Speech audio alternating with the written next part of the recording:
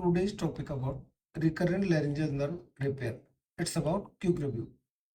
During thyroid surgery, it may be damaged by iatrogenic or it may be invaded by the carcinoma. So, importance of recurrent laryngeal nerve. It supply all intrinsic laryngeal muscle except the cricothyroid muscle, which is supplied by the external branch of superior laryngeal nerve. This recurrent laryngeal nerve is essential for the vocal fold movement, phonation, and airway protection.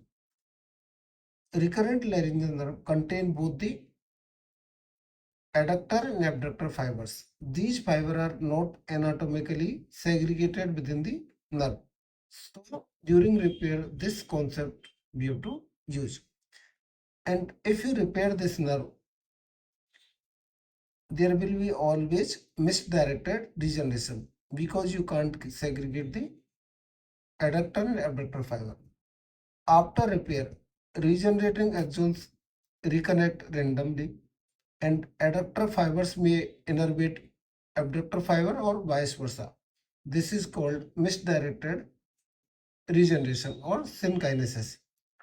Why vocal fold mobility rarely return? Because adductor fibers greatly outnumber the abductor fibers. The reinnervated vocal fold usually assumes a median or paramedian position. Normal vocal fold movement is seldomly restored. Benefit of recurrent laryngeal repair. If you are repair and you are not getting the vocal fold normal movement, then why you are repairing? So advantage of repair are it prevents vocal fold atrophy. Most important, restore muscle bulk and tone, improve vocal fold tension during phonation, improve voice quality and reduce the aspiration even though movement of vocal fold is not coming.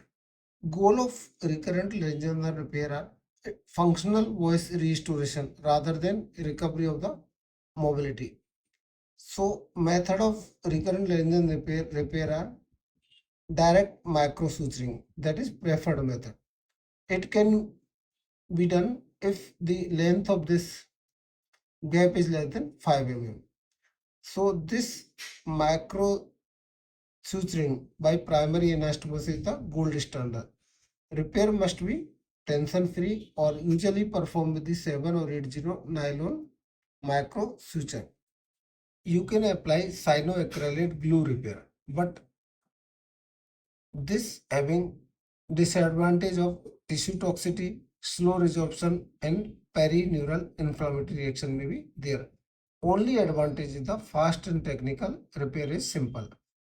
Nerve grafting indicated when the proximal recurrent stump is unavailable and this defect is same or large more than 5 mm. So defect more than 5 mm is there and approximation is not happening without tension.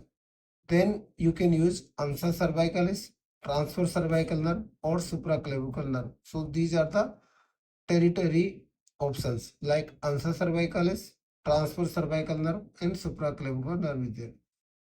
Now what about recovery? Axonal regeneration begins 0 to 3 months. Reinnervation progresses in continuity between 3 to 6 months. Voice improvement starting at 6 months and continue up to 12 to 18 months.